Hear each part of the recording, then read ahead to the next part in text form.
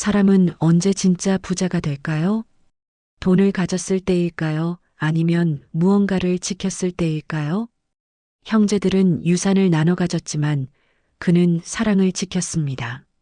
모든 걸 잃은 것 같던 그날, 그는 비로소 깨달았죠. 이건 유산을 잃고 진짜 부를 얻은 한 남자의 이야기입니다. 제 이름은 김민수입니다. 32이지만 제 얼굴엔 또래보다 훨씬 깊은 그늘이 드리워져 있습니다. 사람들은 가끔 저보고 나이가 더 들어 보인다고 하죠. 아버지를 오래 간병하다 보면 그렇게 됩니다. 몸보다 마음이 먼저 늙거든요. 저는 서울 변두리의 낡은 다가구 주택에서 아버지를 모시며 살았습니다. 벽지는 발에 있었고 비가 오면 곰팡이 냄새가 올라오는 그런 집이었죠. 그래도 그 집엔 아버지의 숨결이 남아 있었습니다. 하루 3번 약을 챙기고 밤마다 기침 소리를 들으며 살았던 그 시간들 속에서 저는 제 인생을 멈춰야 했습니다. 친구들은 모두 떠나고 형제들도 바빴죠. 형 재성은 대기업에 다니며 성공한 삶을 살았고 두 누나 혜진과 지원은 각자 가정을 꾸리며 잘 살았습니다. 그들에겐 책임이란 말보다 효율이 더 중요했습니다. 그래서 아버지가 암 판정을 받으셨을 때 형은 말했습니다. 누군가는 남아서 처리해야 하지 않겠냐? 그 말이 제게 남은 몫이 되었죠. 저는 대학을 포기했습니다. 미완성 논문과 반쯤 접힌 꿈을 뒤로 한 채 아버지 옆에 남았습니다. 누군가는 해야 했으니까요. 그게 가족이라고 믿었으니까요. 아버지는 병이 깊어질수록 말이 줄어드셨습니다. 하지만 제 손을 잡을 때마다 한 가지 말씀만 하셨어요. 넌 좋은 아들이야, 민수야. 돈이 없어도 마음만 바르면 된다. 그 말이 저를 버티게 했습니다. 하지만 그 말은 장례식장에서 너무나 멀리 느껴졌습니다. 그날 장례식장 공기는 유난히 무거웠습니다. 향 냄새가 코를 찔렀고 사람들의 속삭임이 희미하게 흘러나왔습니다. 모두 검은 옷을 입고 있었지만 그들의 마음은 검지 않았습니다. 형은 고개를 숙이고 있었지만 눈은 휴대폰을 향해 있었고 두 누나는 서로를 붙잡고 작은 목소리로 뭔가를 주고받고 있었습니다. 그들의 입술이 빠르게 움직이고 있었죠. 저는 그 순간 깨달았습니다. 그들이 여기에 온 이유가 슬픔 때문이 아니라는 걸요. 아버지가 얼마나 남겼을까? 집은 누구 이름으로 되어 있을까? 혹시 숨겨둔 통장은 없을까? 그런 생각이 그들의 머릿속을 가득 채우고 있다는 거요. 저는 고개를 돌려 아버지의 영정사진을 바라봤습니다.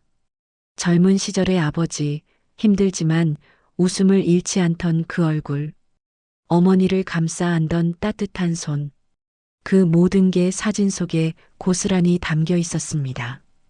그 앞에서 형제들의 욕망이 비춰지고 있는 걸 보고 있으니 가슴이 먹먹했습니다. 그때 장례식장 문이 열리며 한 남자가 들어왔습니다. 철퇴 안경을 쓴 50대 후반의 변호사, 박 변호사님이었습니다. 아버지가 생전에 정리를 해야겠다며 만났던 분이었죠. 변호사님은 재단 옆 테이블에 가방을 내려놓고 잠금 장치를 열었습니다.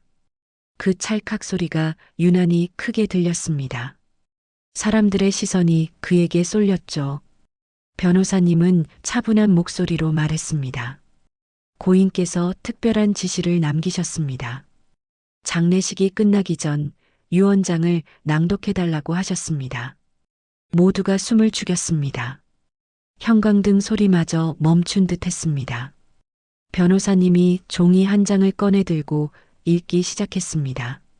본인은 이 문서 작성 당시 온전한 정신과 육체를 가지고 있음을 밝히며 제 재산 분배에 관한 최종 의사를 다음과 같이 선언합니다. 본인의 전 재산 모든 부동산, 계좌, 소유물을 포함하여 을 막내 아들 김민수에게 유증합니다. 그 한 문장이 떨어지자마자 세상이 멈춘 듯 했습니다. 형의 얼굴은 붉게 달아올랐고 누나들의 입술은 벌어진 채 굳었습니다.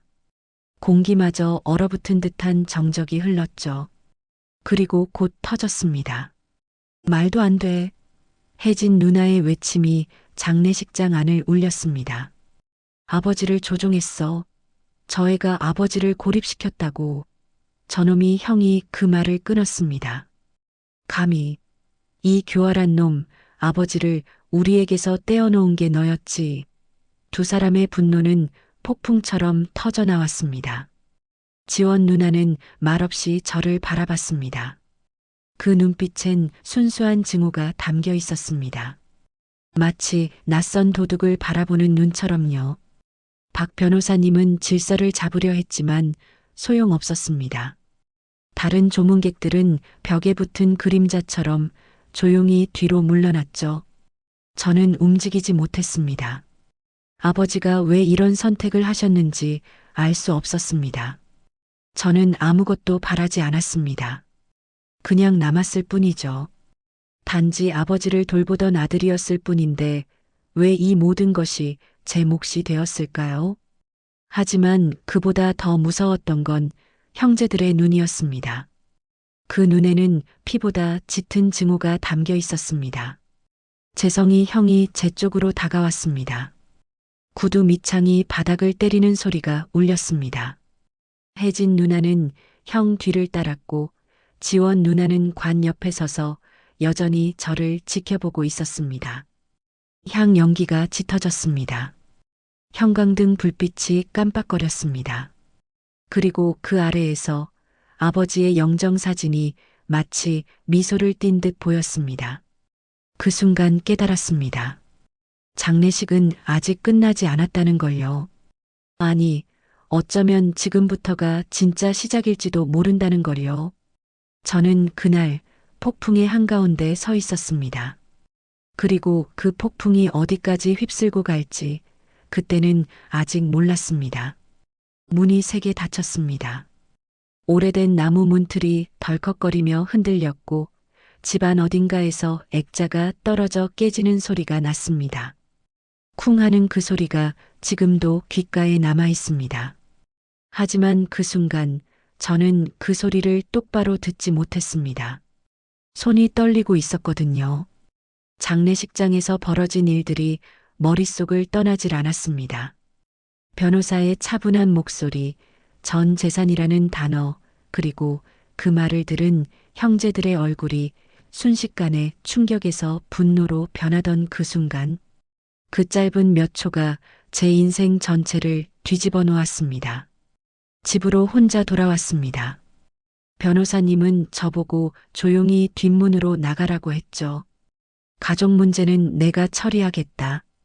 그렇게 말씀하셨습니다. 가족 문제라 참 이상한 말이었습니다. 장례식장에서 형이 제 멱살을 잡고 누나들이 저를 병균 보듯 쳐다봤는데 그걸 가족 문제라고 표현하다니요. 집안은 조용했습니다. 너무 조용해서 숨소리조차 낯설게 느껴졌어요. 아버지가 안 계셔서 그런 게 아니었습니다. 그건 이미 몇 달 전부터 준비해온 이별이었으니까요. 그보다 더 큰 게 사라졌습니다. 우리를 가까스로 묶어두던 보이지 않는 끈이요. 장례식장에서 그게 완전히 끊어져 버린 겁니다. 불을 켜지 않은 채 거실을 걸었습니다. 어둠 속에서도 익숙한 가구들이 눈에 들어왔습니다. 아버지가 마지막 몇 달을 보내신 낡은 소파, 손때 묻은 리모컨, 제가 죽음이 다가오는 걸 느끼면서 식사를 챙겨드리던 작은 테이블, 의료기구들이 여기저기 흩어져 있었습니다. 산소 발생기 소리가 윙윙거렸고 약병 냄새가 공기 속에 스며 있었죠. 그 냄새는 죽음의 냄새이기도 했습니다. 저는 그 냄새에 너무 익숙해져 있었지만 오늘 밤만큼은 유난히 숨이 막혔습니다. 스위치를 켜려던 순간 문이 터지듯 열렸습니다. 재성이 형이었습니다. 노크도 경고도 없었죠. 얼굴은 분노로 붉게 상기돼 있었고 넥타이는 풀어져 있었습니다. 형은 거실을 가로질러 오더니 제 셔츠 깃을 거칠게 움켜쥐었습니다. 벽에 세게 밀쳤죠. 순간 숨이 멎었습니다. 벽에 걸린 가족 사진들이 덜컥거렸고 아버지의 돋보기 안경이 바닥으로 떨어져 산산조각 났습니다. 형의 얼굴이 바로 코앞이었습니다. 커피 냄새가 섞인 숨결, 붉게 터진 핏줄, 젖은 이마의 땀방울, 그리고 낮게 깔린 목소리. 넌 아버지를 조종했어. 몇 년 동안 효자 행세하면서 다 계획한 거잖아. 아버지를 우리한테서 떼어놓고 유언장을 위조했지. 그 말 한마디가 칼처럼 박혔습니다. 말을 꺼내려 했지만 형의 손이 더 조여왔습니다. 숨이 막혔고 눈앞이 아득해졌습니다. 겨우 입을 열었죠. 저는 절대 하지만 형은 말을 자르며 저를 흔들었습니다. 거짓말하지 마. 그의 목소리는 분노와 상처가 섞여 있었습니다. 40년 동안 장남으로 살았는데 내가 마지막에 나타나서 모든 걸 훔쳐갈 수 있다고 생각해? 그는 제게 실패자라고 했습니다. 대학도 중퇴한 놈, 가족에게 집만 된 놈. 그리고 이제는 도둑이라고요. 그 말이 끝나자 형은 저를 놓았고 저는 벽을 짚으며 주저앉았습니다. 숨이 터져나왔지만 그건 안도감이 아니라 절망이었습니다. 형은 방 안을 이리저리 걸어 다니다가 아버지의 약병을 벽에 던졌습니다. 알약이 바닥에 흩어졌습니다. 넌 대가를 치를 거야. 이미 변호사한테 연락했어. 유언장 이의 신청 들어간다. 그렇게 말한 뒤 형은 문을 세게 닫고 나갔습니다. 찬 공기가 밀려들었고 저는 벽에 기대앉은 채 손을 떨었습니다. 그때 깨달았습니다. 이 사람은 제가 6살 때 자전거를 가르쳐 주던 형이 아니었습니다. 초등학교 때 괴롭힘 당하던 저를 지켜주던 그 형이 아니었습니다. 낯선 사람이 되어 있었습니다. 아니, 낯선 사람보다 더 무서운 존재가 되었죠. 적이었습니다. 그날 밤은 너무 길었습니다. 언제 잠이 들었는지도 기억이 나지 않습니다. 그리고 새벽 낯선 소리에 눈을 떴습니다.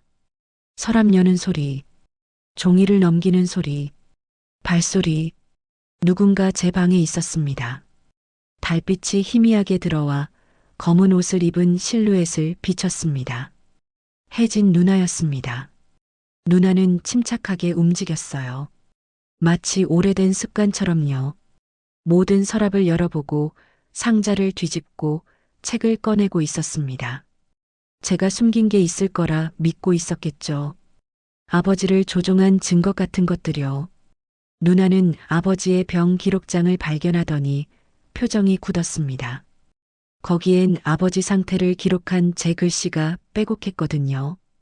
혈압 13,085, 수프 3숟가락 드심. 아버지를 위해 쓴 기록들이었지만 누나는 그걸 조용히 가방에 넣었습니다. 저는 그 모습을 지켜보면서 몸이 굳었습니다. 저 사람은 한때 제 머리를 따아주던 누나였고 어머니에게 혼날 때 저를 감싸주던 사람이었는데 지금은 도둑처럼 제 인생을 뒤지고 있었습니다. 누나는 아무 말 없이 나갔고 남은 건 뒤집힌 방과 서늘한 공기뿐이었습니다. 해가 뜰 무렵 휴대폰이 요란하게 울렸습니다. 가족 단체방이었습니다. 수십 개의 메시지. 민수가 아버지를 속였대. 노인 학대 아니야? 경찰에 신고해야 해.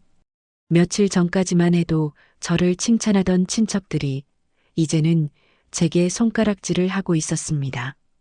거짓은 너무 빠르게 퍼졌습니다. 저는 단체방을 나왔습니다.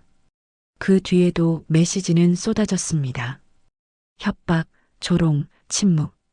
사촌들은 SNS에서 저를 차단했고 고모는 가족의 수치라고 썼습니다. 정오 무렵 휴대폰을 껐습니다.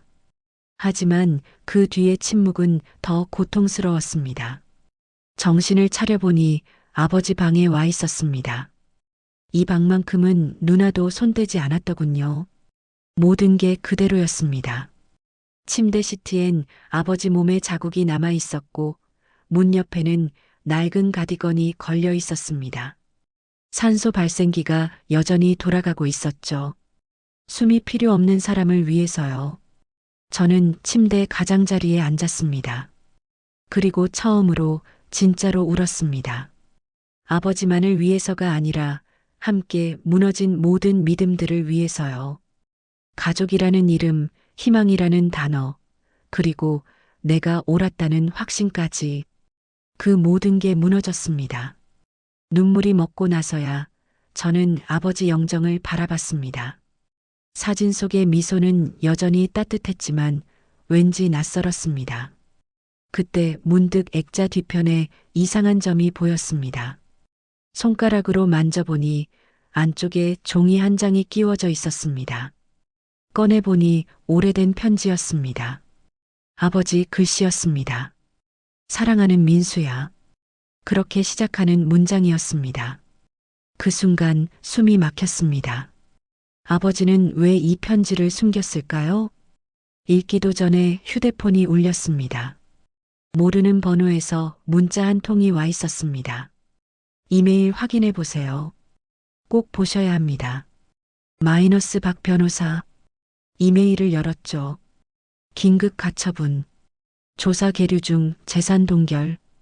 형제들이 벌써 움직인 겁니다. 제 유산이 동결됐고 법적 분쟁이 시작된 거였죠. 그 문장을 보는 순간 제 안에서 뭔가 부서졌습니다.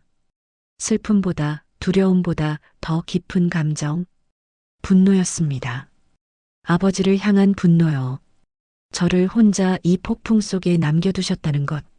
사랑이라는 이름으로 저를 시험대에 올려두셨다는 것. 아직 편지를 다 읽지도 못했습니다. 하지만 직감했습니다. 이 편지 안에 모든 진실이 숨어 있을 거라는 걸요. 그리고 그 진실은 가족을 구할 수도 완전히 무너뜨릴 수도 있다는 걸요. 밖에선 어둠이 내리고 있었습니다. 그리고 그 어둠 속에서 전쟁이 시작되고 있었습니다. 제가 선택하지 않은 전쟁이요. 하지만 이제 피할 수 없는 전쟁이었습니다. 그리고 그 속에서 저는 알게 될 겁니다. 가장 고통스러운 순간에야 비로소 진실이 모습을 드러낸다는 걸. 아직은 그 시작에 불과했습니다. 20하루. 그 짧고도 긴 시간이 지나갔습니다. 아버지가 세상을 떠나신 지 꼭 3주 504시간이었어요. 그날 장례식장에서 울음과 분노가 엉켜 터졌던 순간부터 저는 매일, 아니 매 시간을 세며 살고 있었습니다. 아버지의 방, 그 낡은 침대 위에 누워 천장을 바라보며 시간을 죽이고 있었죠. 방 안은 여전히 아버지의 냄새가 남아 있었어요. 약 냄새, 오래된 가습기의 습기 냄새, 그리고 말라붙은 향 냄새까지. 그 모든 것이 아직도 그분이 여기 계신 듯 느껴지게 했습니다.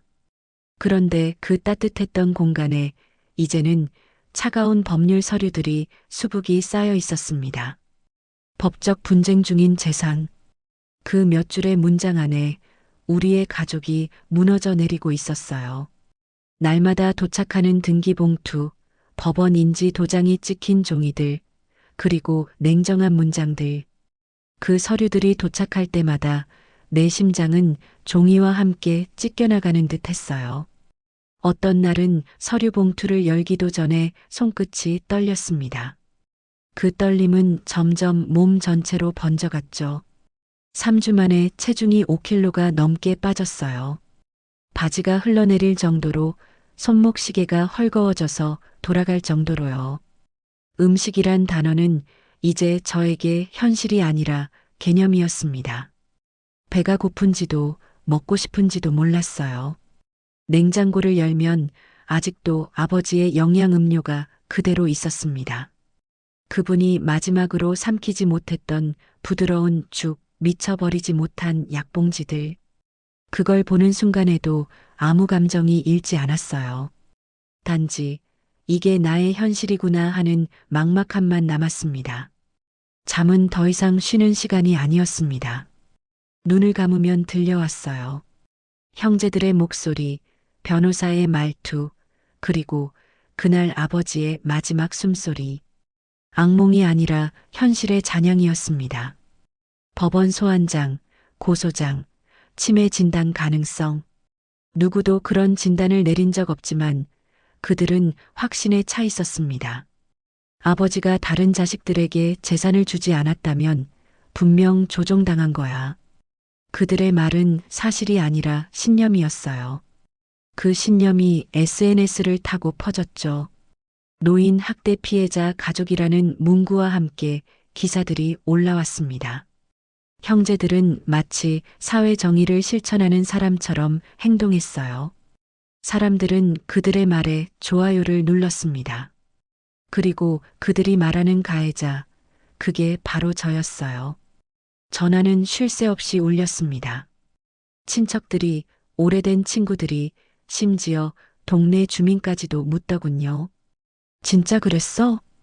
그들의 질문 속에는 이미 믿음이 없었어요. 저는 그저 해명할 틈조차 없이 사람들의 판단 아래에 묻혀버렸습니다. 3주째 되는 날, 저는 휴대폰을 꺼버렸습니다. 알림음이 더 이상 인간의 목소리로 들리지 않았으니까요. 그건 단지 폭력의 신호음일 뿐이었어요. 그리고 그날, 정말 조용한 화요일 아침에 모든 게 무너졌습니다. 빗소리가 창문을 두드렸고 머리 한쪽이 깨질 듯 아팠어요. 박 변호사님의 전화가 그 고요를 깨뜨렸습니다. 그분의 목소리는 언제나처럼 차분했어요. 하지만 내용은 칼날 같았습니다. 재성이 형 측에서 추가 신청을 냈습니다. 이번엔 단순한 유언 무효 소송이 아닙니다. 민수 씨, 당신을 사기 혐의로 조사하려 합니다. 순간 귀에서 웅 하는 소리가 났어요. 의료 기록, 재무 기록, 개인 계좌까지 전부 제출해야 합니다. 그 말은 곧 제 인생 전체를 해부하겠다는 뜻이었습니다. 아버지를 간호하며 쓴 모든 돈, 모든 영수증, 모든 지출 내역이 의심의 대상이 되었습니다. 그제야 깨달았어요. 그들에게 저는 이미 범인이었어요. 진실 따위는 중요하지 않았습니다. 그들이 원하는 건 자신들의 분노를 쏟아낼 희생양이었어요. 그날 저는 처음으로 끝이라는 단어를 떠올렸습니다. 패배도 아니고 포기도 아니었습니다. 그냥 끝. 모든 감정이 닳아 없어지고 남은 건 공허뿐이었죠. 포기하고 싶어요. 입 밖으로 새어나간 말이 너무 낯설게 들렸습니다. 변호사님은 놀란 듯 말했죠. 민수 씨, 다시 말씀해 주시겠어요? 유산이요. 다 포기하겠습니다. 그들이 가지게 해주세요. 그분은 잠시 말을 잃었습니다. 아버지께서 그걸 바라셨을까요? 그 말에 웃음이 새어나왔어요. 상관없어요. 아버지가 뭘 원하셨든 이제 그건 제게 아무 의미가 없어요. 목소리가 갈라졌습니다. 이게 사랑의 결과라면, 이게 가족의 끝이라면 저는 그걸 원하지 않아요. 그날 오후 저는 서류에 서명했습니다. 유산을 포기하는 문서, 아버지의 마지막 뜻을 스스로 부정하는 문서. 펜을 쥔 손이 너무 떨려서 박 변호사님이 제 손을 잡아주셨습니다. 정말 확실하신가요? 네, 확실합니다. 몇 시간 뒤 메시지가 도착했습니다. 형의 변호사로부터의 짧은 문장. 민수 씨의 포기 의사를 확인했습니다. 그리고 누나에게서 온 문자. 옳은 일을 해줘서 고마워. 지원 누나의 메시지는 더 짧았어요. 이제야. 사과도 후회도 미안하다는 말도 없었습니다. 단지 이제 끝났다는 암묵적인 선언이었죠. 휴대폰을 꺼버렸습니다. 그리고 다시 아버지 방에 앉았습니다. 이젠 제 방이 아니지만 제겐 여전히 아버지의 공간이었죠. 촛불이 깜빡이고 사진 속 아버지의 미소가 흔들렸습니다. 이게 원하신 거였나요? 목소리가 떨렸습니다. 정말로 이게 사랑의 결과였나요? 눈물이 떨어져 재단을 적셨습니다. 아버지가 남긴 건 유산이 아니라 시험이었습니다. 사랑이 무엇인지, 가족이 어떤 존재인지, 그걸 보여주려는 잔혹한 시험이요. 결국 저는 선택했습니다. 유산을 지키는 대신 가족을 잃지 않겠다는 선택을요. 하지만 아이러니하게도 가족은 저를 버렸습니다. 벚꽃이 핀 봄날 집을 비워야 했습니다. 형제들이 집을 팔겠다고 했거든요. 짐이라 부르기도 어려운 몇 개의 상자만 들고 나왔어요. 작은 원룸을 얻었고 밤에는 편의점에서 일했습니다. 기름 냄새, 컵라면 향, 계산기 소리, 그리고 새벽 3시의 적막. 그게 제 하루였습니다. 그런데 이상하게도 조금씩 마음이 가벼워지기 시작했어요. 미움이 사라져서가 아니라 더 이상 싸울 이유가 없어서요. 더 잃을 게 없다는 건 이상한 평화를 줍니다. 어느 봄날 퇴근길이었어요. 새벽 공기가 유난히 맑았죠. 녹슨 우편함 안에 낡은 봉투 하나가 있었습니다. 내 이름이 또박또박 적혀 있었어요. 그리고 발신인 칸에 쓰인 이름. 김용수, 아버지의 이름이었습니다. 순간 숨이 멎는 듯 했어요. 2달 전 세상을 떠난 그분의 이름이 내 눈앞에 또렷이 살아 있었습니다. 떨리는 손으로 봉투를 쥐었어요. 가슴이 요동쳤습니다. 그 안에는 아버지의 마지막 말이 들어 있었어요. 아버지의 진짜 유산이. 조용한 새벽 창밖에서는 도시가 깨어나고 있었어요. 하지만 내 안에서는 세상이 멈춰 있었습니다. 나는 봉투를 내려다보며 생각했어요. 이건 뭐지? 왜 지금이야? 그리고 천천히, 아주 천천히 봉인을 열기 시작했습니다. 그 안에 담긴 말들이 내가 알고 있다고 믿었던 모든 진실을 무너뜨릴지도 모른다는 걸 알면서도요. 두꺼운 종이 봉투를 손에 쥔 순간 이상하게도 숨이 막혔습니다. 비싼 재질의 종이었어요. 평소 같으면 아버지가 쓸데없는 사치라며 한마디 하셨을 그런 종이요. 하지만 이번만큼은 평소가 아니었죠. 세상을 떠난 사람이 평범한 편지지에 자신의 마지막 말을 남기진 않으니까요. 손끝으로 봉인 자리를 매만졌습니다. 풀이 이미 누렇게 변해 있었어요. 꽤 오래전에 봉인된 듯 했죠. 몇 주, 아니 어쩌면 몇 달 전부터 아버지는 이 편지를 준비하셨던 겁니다. 그리고 정확한 시점을 기다리셨겠죠. 이 편지가 세상으로 나오도록 미리 계획해 두신 거예요. 아버지가 그걸 어떻게 하셨을까요? 누군가에게 부탁하신 걸까요? 박 변호사님이 관여하신 걸까요? 머릿속에 질문이 꼬리를 물고 떠올랐습니다. 손이 떨릴 정도로 조심스럽게 봉투를 뜯어내자 안에는 접힌 종이 2장이 들어 있었습니다. 그 종이들은 수학적으로 정확하게 접혀 있었어요. 모서리가 칼처럼 맞물려 있었죠. 아버지의 성격 그대로였습니다. 모든 걸 정돈된 각도와 비율로 맞추던 분이었으니까요. 종이에서는 희미하게 옛집 냄새가 났어요. 오래된 책, 먼지, 그리고 설명할 수 없는 그 집의 공기. 그 냄새를 맡는 순간 목이 꽉 메었습니다.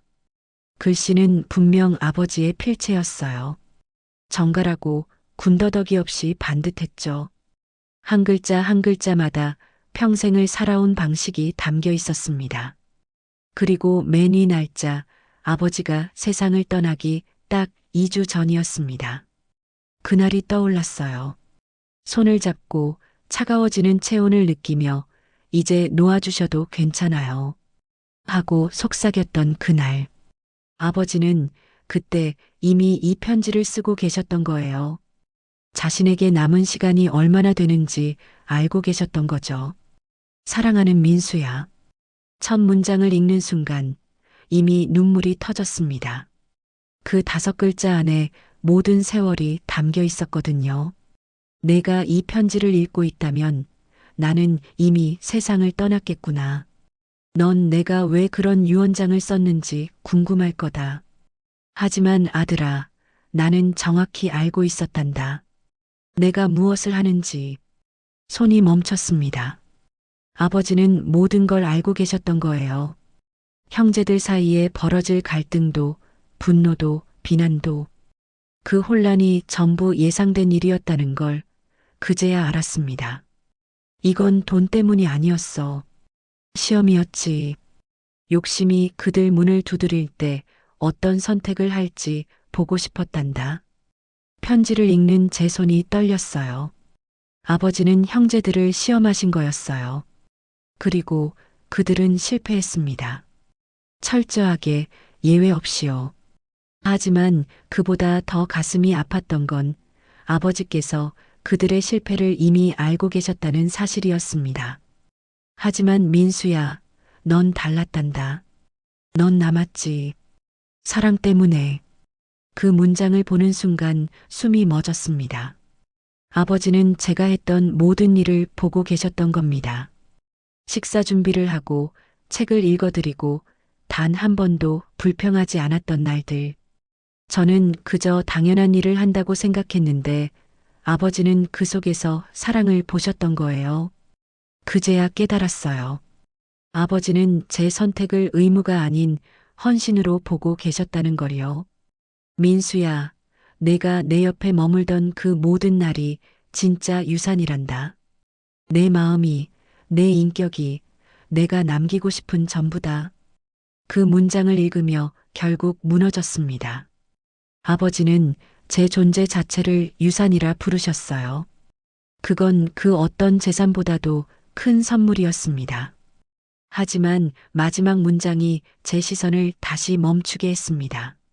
만약 눈에 보이는 걸 찾고 싶다면 창고 뒤쪽에 있는 나무 상자를 확인해봐. 창고요. 오래된 집의 그 복도 끝, 낡은 문 뒤편. 거기에 무언가 남아있다는 말씀이었죠. 그 순간부터 머릿속이 복잡해졌습니다.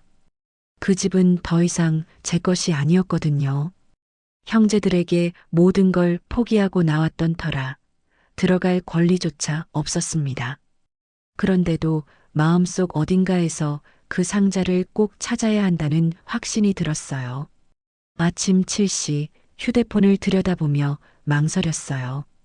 하지만 결국 전화를 걸었습니다. 박 변호사님이 받으시더군요. 아버지가 남긴 편지에 창고에 뭔가 있다고 쓰여 있었어요. 한참 동안 정적이 흘렀습니다. 그리고 조용히 들려온 대답. 민수 씨, 다행이네요.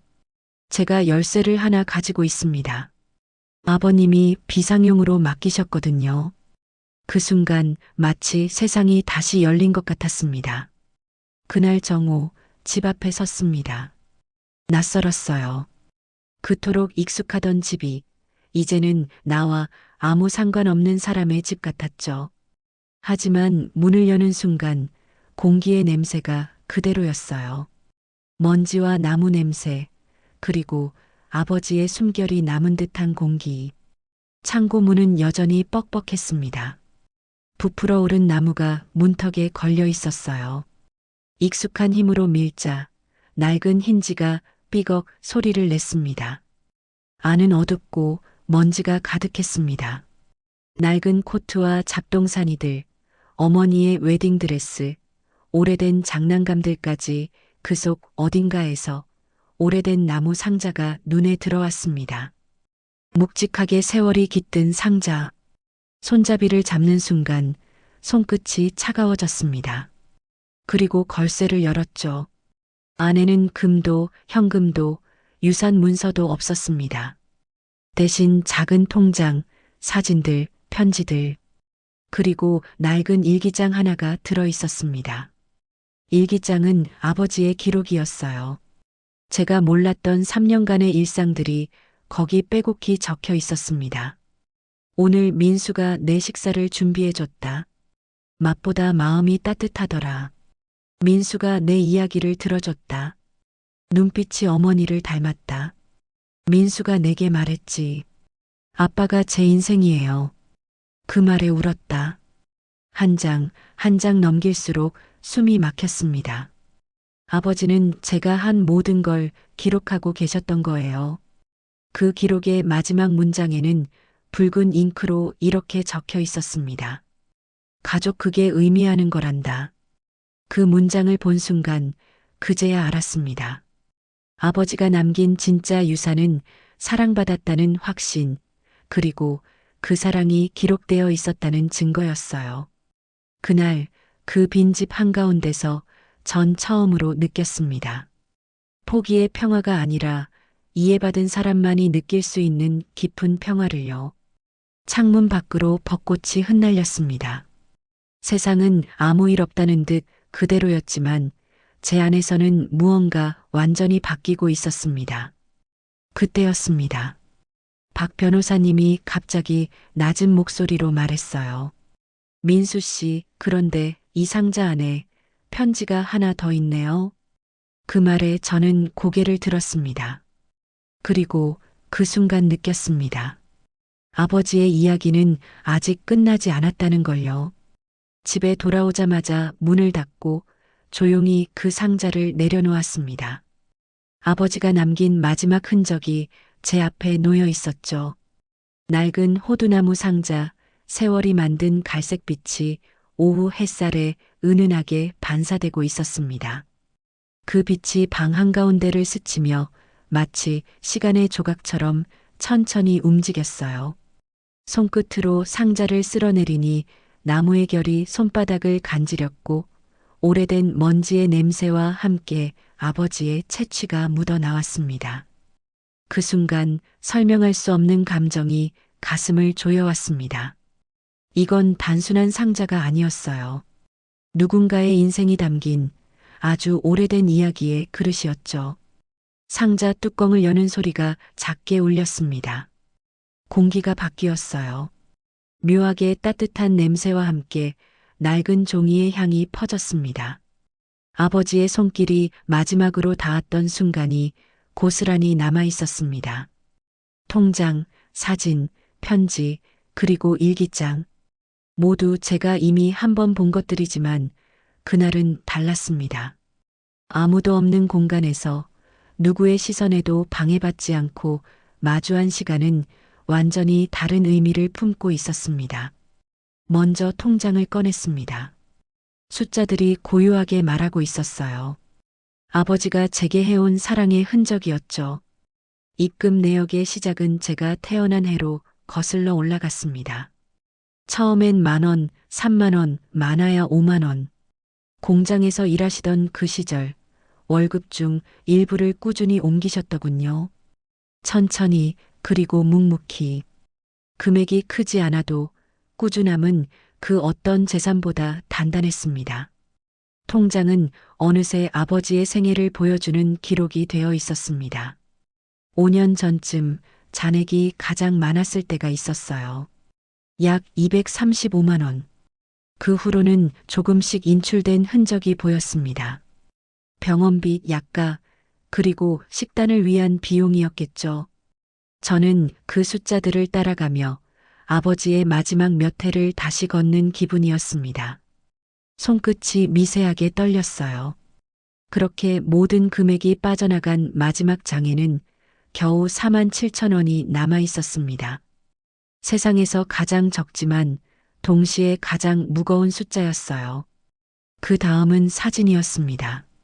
낡은 비닐 봉투 속에 차곡차곡 쌓여 있던 것들. 조심스레 꺼내 바닥에 펼쳤습니다. 그건 제 인생의 조각들이었죠. 아버지가 렌즈 뒤에서 바라본 오롯이 저만의 이야기.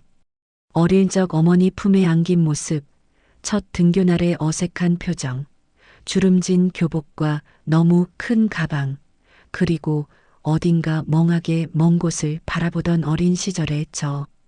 그런데 시간이 흐를수록 사진의 색감이 바뀌어 있었습니다. 선명했던 빛이 점점 흐려지고 그림자가 많아졌어요. 아버지의 건강이 기울던 시기였죠. 그런데도 아버지는 여전히 셔터를 누르고 계셨습니다. 책을 읽는 저, 부엌에서 요리를 하는 저, 잠든 제 얼굴까지 특별한 날이 아닌 평범한 일상을 기록하고 계셨던 겁니다. 아버지는 제가 존재한다는 사실 그 자체를 기록하고 싶으셨던 거예요. 성취가 아닌 존재로서의 저를요. 사진들 사이에는 제 성적표가 끼어 있었습니다. 다른 부모라면 꾸짖었을지도 모르는 평범한 점수였죠. 그런데 그 여백마다 빨간 펜으로 적힌 문장들이 있었습니다. 민수는 친구에게 먼저 양보했습니다. 수업 끝나고 청소를 도왔습니다. 오늘도 웃으며 인사했습니다. 아버지는 제 성적이 아닌 제 마음을 보셨던 겁니다. 다음으로는 제가 어릴 때 쓴 편지들이 있었습니다. 아빠, 나중에 큰 집 사드릴게요. 아빠 미워요. 근데 또 좋아요. 아빠 요리 먹고 싶어요. 아빠 목소리가 그리워요. 서툰 글씨들 사이에 어린 마음으로 썼던 진심이 담겨 있었습니다. 그 종이들이 전부 세월에 노랗게 물들어 있었지만 그 안의 감정만은 선명했습니다. 상자 맨 밑에는 일기장이 놓여 있었습니다. 묵직하고 페이지 가장자리가 손때로 다른 일기장이었죠. 아버지의 일기. 저는 조심스레 첫 장을 펼쳤습니다. 오늘 의사가 말하더군. 6개월 남았다고. 민수한테는 괜찮다고 했지. 그런데 그날 민수가 학교를 그만뒀다. 나 때문이란 걸 안다. 자랑스럽고 미안하다. 그 뒤로는 기록이 쉴 새 없이 이어졌습니다. 매일같이 혹은 며칠에 한 번씩 아버지는 그저 일기를 쓰신 게 아니었습니다. 저를 지켜보고 느끼고 사랑했던 모든 순간을 기록하신 거였어요. 민수가 내 주사를 놓는 법을 배웠다. 손이 덜덜 떨렸다. 그래도 끝까지 포기 안 했다. 오늘은 힘든 날이었다. 화를 냈다. 그런데도 민수는 사과를 했다. 그리고 내가 잠들 때까지 곁에 있었다. 민수가 내 옆에서 자고 있었다. 목이 불편한 자세로 꺾여 있었다. 그 모습이 고마워서 미안해서 울었다. 그 문장들을 읽을수록 숨이 막혔습니다. 아버지는 제 고통을 알고 계셨던 거예요. 새벽에 몰래 울던 제 모습까지도요. 그 모든 걸 다 보고 계셨고 괜찮다고 그게 사랑이다라고 기록하고 계셨습니다. 페이지를 넘기며 저는 시간이 아니라 감정을 따라가고 있었습니다. 형제들의 이름도 곳곳에 등장했지만 그들은 늘 잠깐이었어요. 재성이가 왔다. 내 기분은 안 물었다. 민수는 대신 내게 책을 읽어줬다. 혜진이가 전화했다. 남편 이야기를 했다. 나는 민수의 저녁을 먹었다. 마음이 따뜻했다. 아버지는 그 모든 대비를 기록이라는 방법으로 남기셨습니다. 말로는 표현하지 못했던 감사와 자부심을 잉크로 남기신 거예요. 그러다 한 장에서 펜의 떨림이 더 심해졌습니다. 오늘 박 변호사를 만났다. 유언장을 썼다. 민수가 날 기다렸다. 아무것도 묻지 않았다. 나를 믿었기 때문이다. 그 믿음을 시험할 것이다. 미안하다. 그러나 필요한 일이다. 그 한 줄을 보고 숨이 멎었습니다. 아버지는 모든 걸 알고 계셨던 거예요. 저의 혼란, 형제들의 탐욕, 그리고 그 이후의 분열까지 모두 계획된 시험이었음을, 그리고 그것이 제 인생의 마지막 교훈이 될 거라는 걸 아셨던 겁니다. 마지막 기록은 이렇게 끝났습니다. 이제 준비가 됐다. 떠나는 게 두렵지 않다. 민수는 내가 아는 가장 부유한 사람이다. 사랑할 줄 아는 사람, 그게 전부다. 진짜 유산은 돈이 아니라 마음에 있다. 이것이 의미하는 거란다. 일기장을 덮었을 때 방 안은 이상하리만큼 고요했습니다. 창문 밖으로 석양이 기울고 벽에 비친 그림자가 서서히 사라졌습니다. 저는 오랜 시간 그 자리에 앉아 있었습니다. 손끝에 남은 잉크 냄새, 종이의 감촉, 그리고 아버지의 숨결이 제 주위를 감쌌습니다. 그때 문득 깨달았어요. 아버지는 저를 시험한 게 아니라 세상을 견디게 만들 준비를 시키신 거였다는 거요. 진짜 유산은 금액이 아니라 증거였어요. 사랑이 목격되고 기록됐다는, 누군가 나를 끝까지 지켜봤다는 증거. 그날 밤 저는 상자 속 모든 걸 다시 넣었습니다. 편지, 사진, 통장, 일기장까지 차례로. 그리고 조심스레 덮었어요. 방 안은 어둡고 고요했지만 제 안에서는 어떤 확신이 자라나고 있었습니다. 아버지의 이야기가 끝난 게 아니라는 느낌이었어요. 왠지 모르게 상자 안 어딘가에 아직 열리지 않은 무언가가 숨어 있을 것 같았거든요. 눈으로는 다 본 것 같지만 마음이 계속 속삭였어요. 아직 끝이 아니야. 그날 밤 저는 상자를 품에 안고 잠들었습니다. 아버지의 향기와 기록된 사랑의 온기가 남아 있었어요. 그리고 그 속삭임이 계속 귓가를 맴돌았습니다. 민수야, 아직 보여줄 게 남았단다. 6개월이 흘렀습니다. 영원처럼 길고 순간처럼 짧은 시간이었죠. 계절이 4번 바뀌는 동안 제 안의 계절도 천천히 변했습니다. 봄의 벚꽃은 여름 더위로, 가을의 붉은 잎은 결국 첫눈으로 바뀌었어요. 상처가 아물 만큼의 시간, 하지만 완전히는 아니었습니다. 가끔 새벽 3시에 깨어 손이 자동으로 의료 경보기를 찾습니다. 없다는 걸 알면서도요. 아버지를 돌보던 습관이 몸에 남아 있는 거죠. 머리는 잊으려 하지만 몸은 여전히 기억합니다. 아버지 목소리는 아직 또렷합니다. 기억 속에서요. 냄새 하나, 노래 한 소절, 낯선 사람의 웃음이 그 목소리를 다시 꺼내요. 그럴 때마다 마음이 잠시 멈춥니다. 지금도 편의점에서 일하고 있어요. 동대문 근처 24시간 편의점.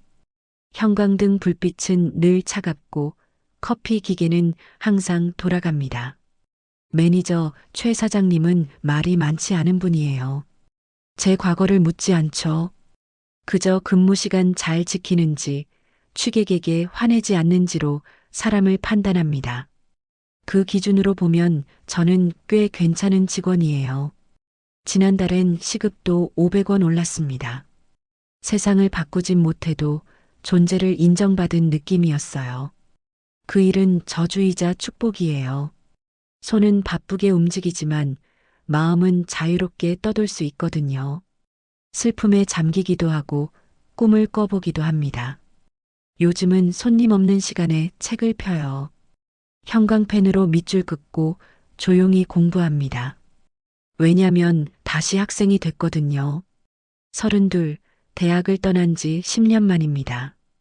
온라인 수업 2과목, 한국문학개론과 기초심리학. 이유요? 사람을 이해하고 싶었어요. 그리고 우리 가족에게 일어났던 일을 이해하고 싶었습니다. 야간 근무, 공부, 잠. 하루가 늘 모자랍니다. 하지만 포기하고 싶을 때마다 아버지 일기를 읽어요. 어느 날엔 이런 기록이 있었죠. 민수가 식탁에서 잠들었다. 교과서가 펼쳐져 있고 노트가 흩어져 있다. 쉬라고 했더니 민수가 말했다. 아빠, 전 아빠가 바라셨던 걸 끝낼 거예요. 그게 결단력이란다. 그 문장을 읽는데 눈물이 났습니다. 그때의 제가, 그때의 아버지가 한순간에 되살아났어요. 아버지는 알고 계셨던 거예요. 제 노력을, 제 결심을. 그리고 지금도 저는 그 약속을 지키며 살아가고 있습니다. 형제들은 이제 각자 다른 세상에 살아요. 연락하지 않습니다. 하지만 서울은 좁죠. 소문은 바람처럼 돕니다. 재성 형은 유산을 받자마자 투자에 미쳤어요. 암호화폐, 주식, 빠른 부의 꿈. 돈을 불릴 수 있다고 믿었죠. 하지만 가족은 무너졌습니다. 형수는 아이를 데리고 떠났고 형은 혼자가 됐어요. 돈이 그를 자유롭게 하지 않았어요. 오히려 감옥이 됐죠. 혜진 누나는 부동산 사업을 넓혔습니다.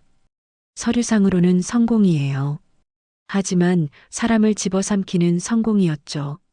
하루 16시간 일하고 아이들의 얼굴은 기억나지 않아요. 아이가 축제에 와달라 하자 돈만 보냈답니다. 좋은 거 사라. 그 돈 아들이 기부했대요. 조용한 저항이었죠. 지원 누나는 유산을 들고 캐나다로 떠났어요. 새 출발이 필요해요. 연락하지 마세요. 단 한 줄 남기고 사라졌죠. 거리가 기억을 지워줄 거라 믿은 겁니다. 그토록 싸워서 얻은 유산이 결국 우리를 갈라놨습니다. 유산은 가족을 하나로 묶지 않았어요. 오히려 우리가 서로에게 무엇이었는지 그 빈자리를 드러냈죠. 저는요, 오히려 조금씩 더 나은 사람이 되어가고 있습니다. 매주 일요일 성북 요양원에 갑니다. 식사 보조를 하고 눈이 안 보이시는 분께 신문을 읽어드리고 바둑을 둡니다. 기억을 잃은 분도 제 손을 잡으면 웃어요. 아버지를 돌보던 그 시간, 그 감정이 여전히 제 안에 살아 있습니다. 그래서 그분들에게 잘해드리고 싶어요. 형제들이 아버지에게 하지 못한 것들, 저는 그분들에게 합니다. 나타나고, 들어주고, 함께 있는 것. 누군가 물었어요. 왜 매주 와요? 전 웃으며 대답했죠. 누군가는 해야 하니까요. 결국엔 함께 있는 게 전부니까요. 그리고 수진이를 만났어요. 도서관에서요. 같은 책에 손이 닿았죠. 웃었고 다시 받고 지금은 4달째입니다. 사회복지사인 그녀는 삶의 복잡함을 이해합니다. 제가 가진 걸 다 얘기했어요. 가족의 이야기, 유산의 이야기. 그녀는 도망치지 않았습니다. 오히려 제 손을 잡으며 말했어요. 사랑을 선택한 거잖아요. 그게 제일 드문 거예요. 그녀는 지금도 제 곁에 있어요. 부자가 아니라 진심으로 부유한 사람 곁에요. 밤이면 원룸 책상 위에 아버지 사진을 올려둡니다. 촛불을 켜고 속삭여요. 이제 알겠어요, 아빠. 진짜 유산은 아빠가 제게 남긴 게 아니라 지키라고 가르쳐 주신 거였어요. 옆에는 아버지 일기 마지막 기록이 액자에 들어 있습니다. 빨간색으로 밑줄 3번. 가족 이게 의미하는 거란다. 그 문장을 읽을 때마다 생각합니다. 가족은 혈연이 아니에요. 돈도 아니에요. 머무는 선택이에요. 사랑이 불편할 때 그래도 사랑하는 선택이요. 형제들은 유산을 받았고 저는 사랑받았다는 증거를 받았습니다. 그게 제 유산이에요. 올해 첫눈이 내리던 날이었어요. 야간 근무를 마치고 돌아가는 길 휴대폰 알림이 울렸습니다. 심리학 시험 점수 87점. 뺨에 눈물이 얼었지만 웃음이 났어요. 아버지가 살아계셨다면 일기에 이렇게 쓰셨겠죠. 민수가 일하면서도 포기하지 않았다. 이게 인내란다. 집에 들어서니 수진이가 남겨둔 국 냄새가 났어요. 따뜻했습니다. 사랑의 냄새였어요. 그날 밤 촛불을 켜고 속삭였죠. 행복해요, 아빠. 모든 일에도 불구하고가 아니라 어쩌면 그 덕분에요. 아빠가 진짜 불을 가르쳐 주셨으니까요. 감사해요. 촛불이 흔들리고 사진 속 아버지가 미소 지었어요. 그 순간 알았습니다. 저는 이 도시에서 가장 부유한 사람입니다. 가진 게 아니라 지킨 것 때문이에요. 아버지의 마지막 교훈이 제 인생을 다시 썼어요. 진짜 부는 욕심에 시험 받을 때 순수하게 남는 마음이다. 저는 그 시험을 통과했습니다. 그래서 오늘도 아버지께 속삭입니다. 합격이에요, 아빠. 이제 정말 이해했어요. 그리고 그 말 위로 서울의 하얀 눈이 조용히 쌓여갑니다. 아버지의 사랑처럼 끝없이